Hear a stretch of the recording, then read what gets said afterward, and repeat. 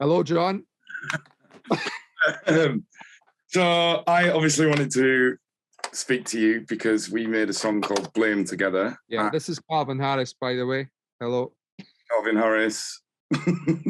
Yeah, and we made a song called Blame together in 2014. I think it was, do you know what? Like, it was like, I knew like your level and I had to make sure that whatever we did, and I think the good thing about you is that you do this for everything, but like, it was like, whatever we did, I had to send you something banging. I knew it had to be banging.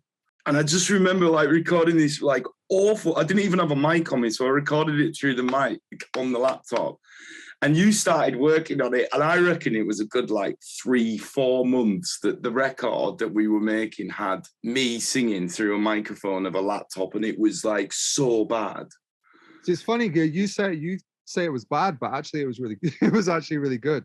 Sometimes like some of them vocals that aren't recorded properly and are just like going off whatever feeling was in the room at that time end up better. And then I've worked on things before where the demo vocal, I was pleading with the artist to just let me use this like dodgy vocal and they won't do it. If you use a laptop mic, there's no chance of that happening. So at least, you know. Very true. That kind of like set a precedent for my songwriting. And I think it's a thing that I still use now, that like, I love to like come up with a little idea, but then because you went so much on the production, it just inspired me to go so much further. Yeah, I think I was just aware with like how the song sounds and that I wanted to do something that was really, really full on. I was actually thinking like I wanted to do if the XX made a house, like a more of a, because that was before Jamie XX did any sort of house stuff. They were just doing this like moody guitar stuff. I thought I'll do the moody guitar thing at the start, but then I don't really know why I did like full on like wig out and in the drop or anything like that. But what I do remember is that it sounded pretty unique at that time. But Yeah. also just seemed to go with the track, you know. I think it's got that anthemic quality about the vocals. So I think that just kind of fed how I did the tune. I didn't want to just make no one was really making piano house tunes back then, but I didn't want to do something lightweight. I wanted it to sound heavy. I think what was amazing about it, so when we'd gone through all that, to then, I mean, releasing it was just like, it was mental. Like, it just felt like my world was just escalating and escalating in an amazing way. And I think for me, it was just like, it just felt consecutive. I know you feel like that, but it's just like when it's just like, whoa, this is just riding the man. I mean, that was shown, like, I remember you texting me on day one, like, telling me what was going on. Some streaming thing, wasn't it? It did some Spotify record at the time. This record broke the record of the most streamed song in a single day on Spotify with over 1.8 million during September 12th. Is that even big anymore? No way. No. People do something like, I mean, I think like Ariana Grande or something does like 4 or 5 million in a day, I think. That's so interesting though, isn't it? That broke the record. Yeah, man. I mean, it was early doors, wasn't it? I don't think, I mean, Spotify wasn't big in 2014. It was there.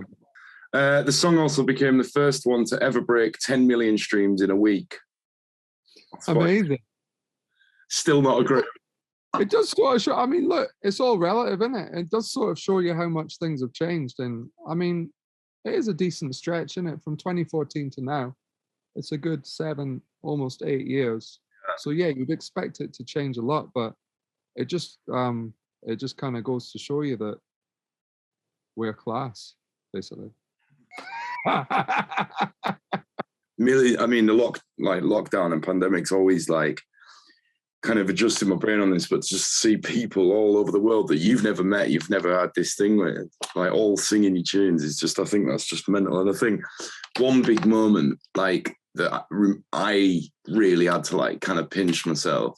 You were headlining Coachella, and we were playing Blame last on the Sunday night, last song of the whole festival. And Rihanna walks off stage as I'm walking to stage. And then I went and sung Blame. And I just think that, like, that was just mental. And do you know what the best thing was? I went to the gas station in LA the day after. And this guy, like, this quite rugged guy was like, yo. And I was like, oh. And he was like, you that John Newman kid? I was like, sick. I'm literally. And it wasn't like, Rihanna was amazing. Like going on Coachella was amazing, but it was that moment where I was like, yeah, I'm big in LA now.